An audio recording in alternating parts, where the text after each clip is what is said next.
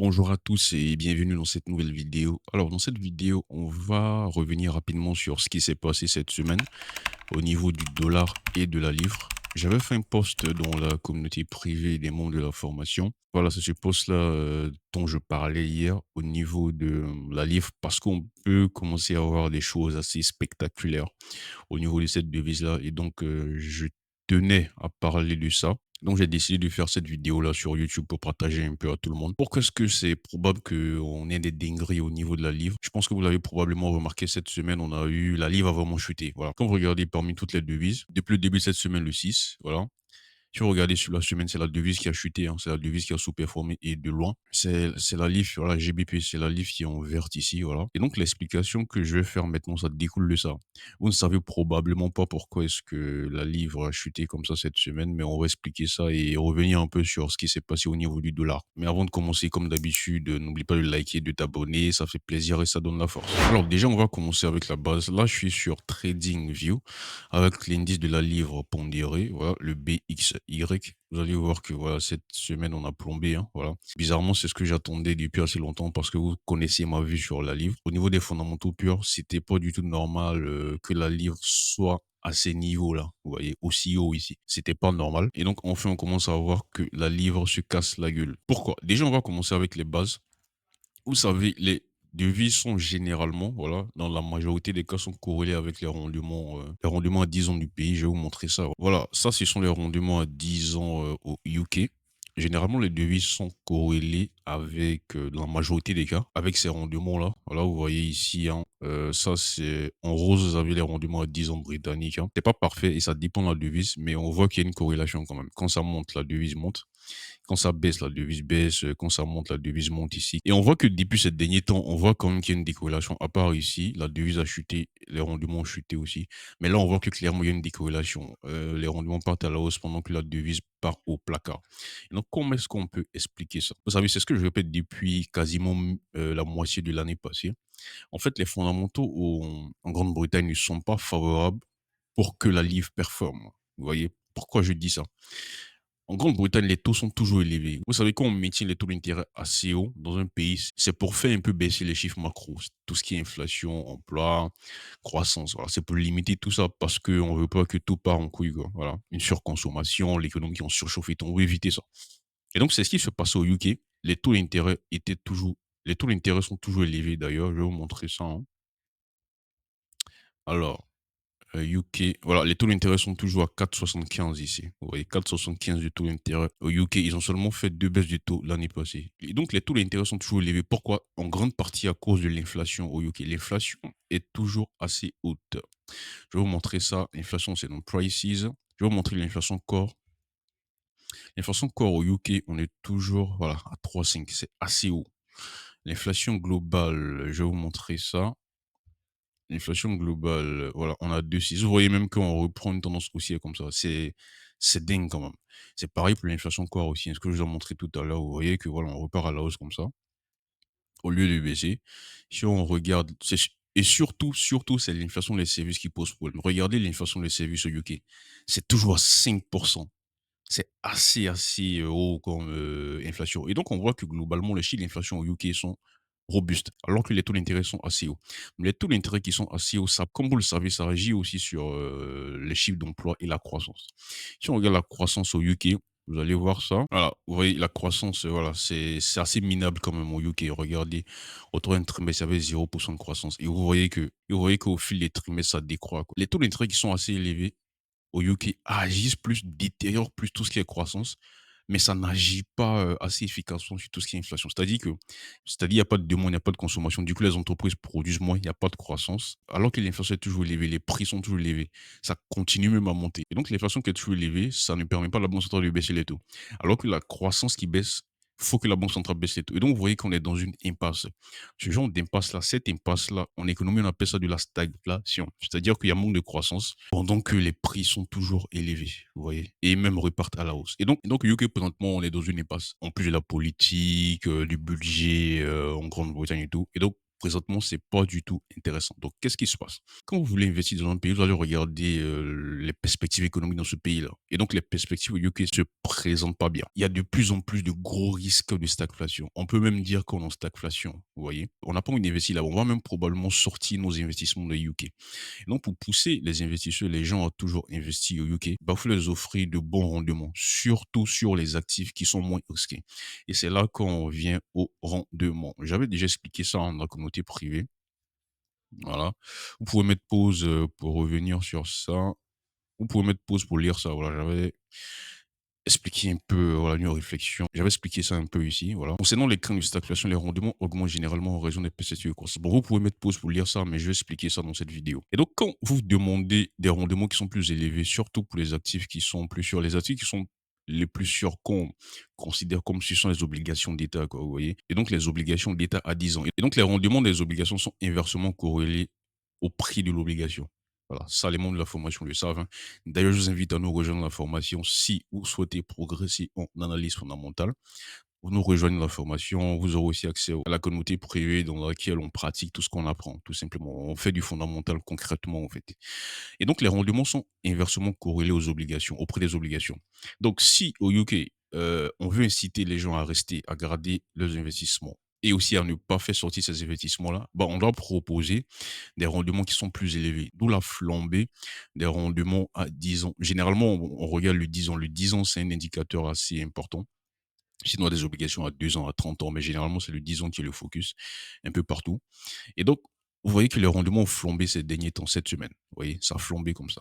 Et normalement, si les rendements flambent, bah, la devise doit partir dans le même sens parce qu'ils sont corrélés positivement. Bon, on voit que la devise part au placard, la livre a sous-performé. Pourquoi? La raison, c'est que je l'ai expliqué là, ça c'était une réflexion. La raison, c'est que quand les rendements flambent, mais pour les bonnes raisons, c'est-à-dire que voilà, il y a de bonnes perspectives de croissance dans le pays, les chiffres sont robustes dans le pays et tout, c'est ce qui va faire flamber, c'est ce qui va pousser les rendements à la hausse. Comme ce qu'on a présentement avec le dollar, les chiffres aux États-Unis sont solides, donc les rendements à 10 ans américains performent.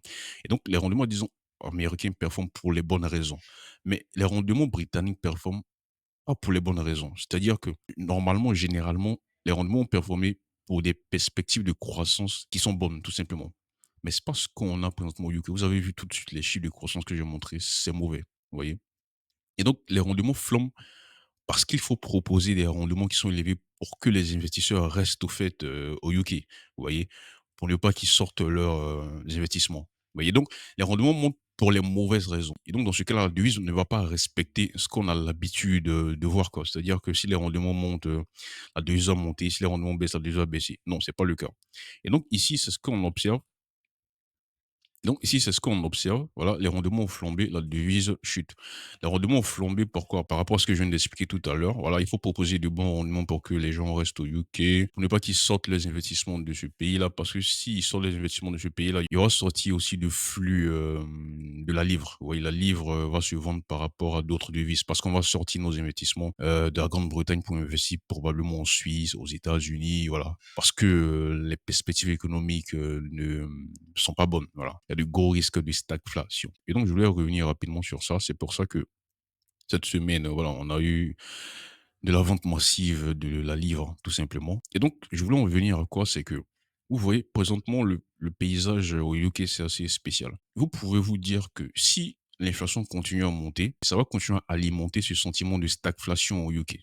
Et donc, dans ce cas, les rendements vont continuer à flamber et la livre va baisser. Alors que normalement, quand on a chiffre d'inflation, je vais vous montrer, je vais mettre ça prices.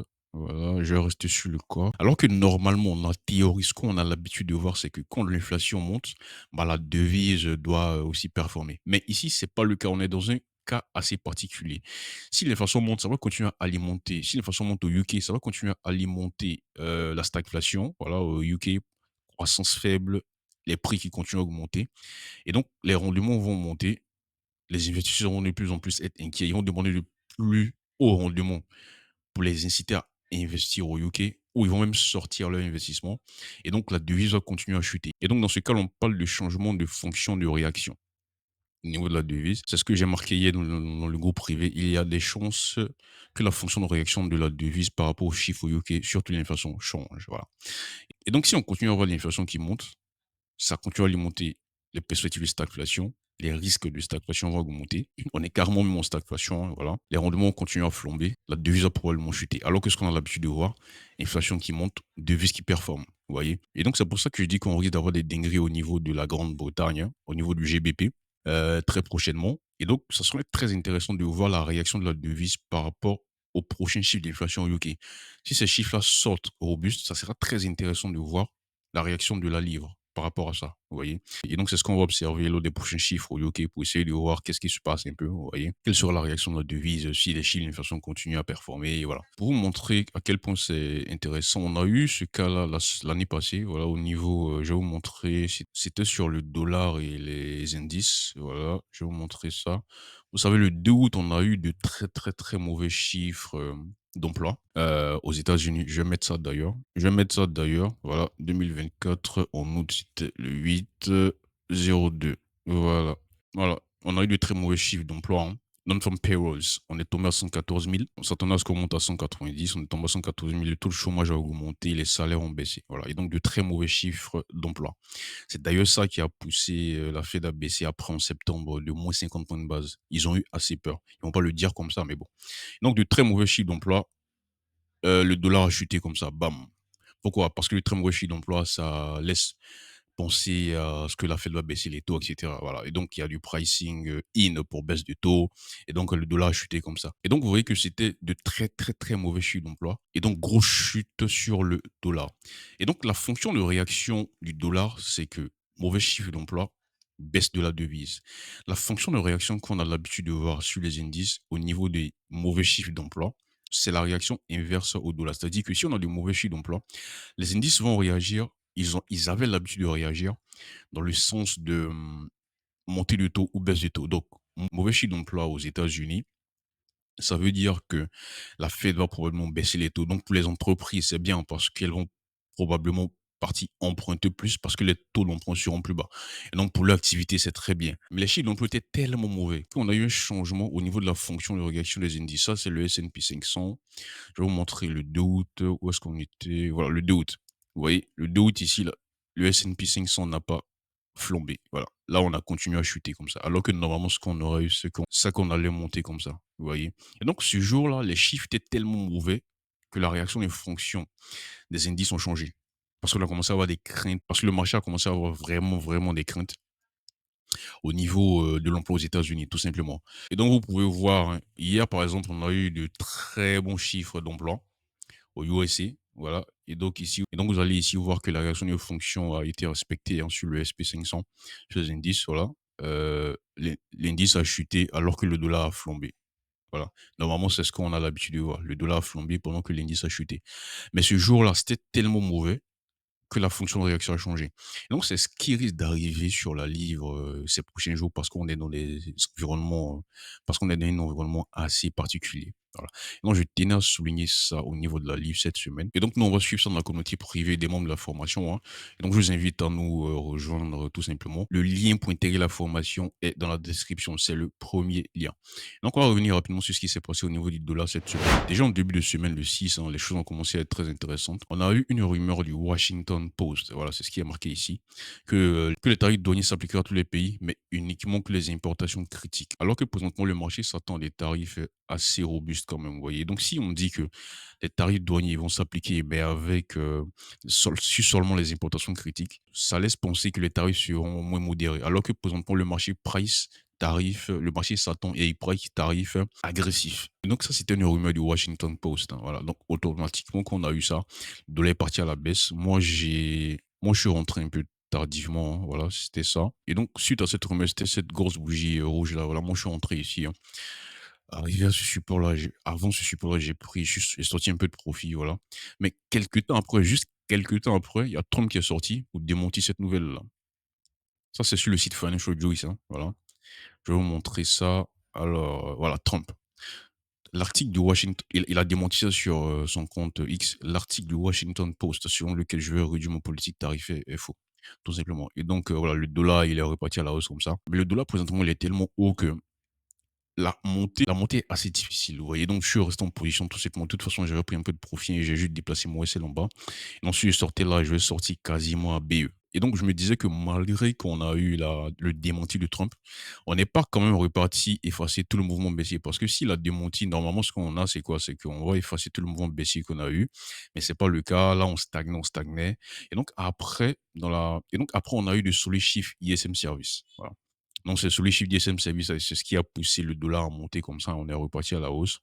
Ça, c'était, je vais vous montrer ça. Voilà, on a eu de solides chiffres d'ISM Service, hein, globalement. Ça, c'était le 7, le lendemain.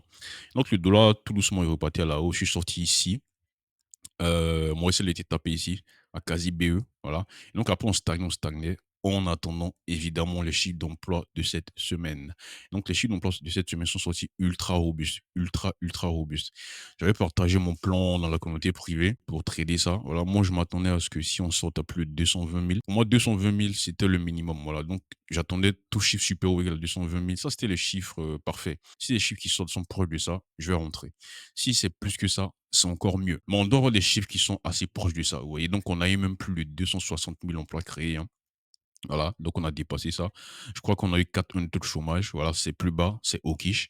Et les salaires aussi, je crois que c'est juste les salaires qui n'ont pas été hyper bons dans le même sens. Voilà, on a eu ici, voilà, 256 000 emplois. Voilà, 4 un taux de chômage.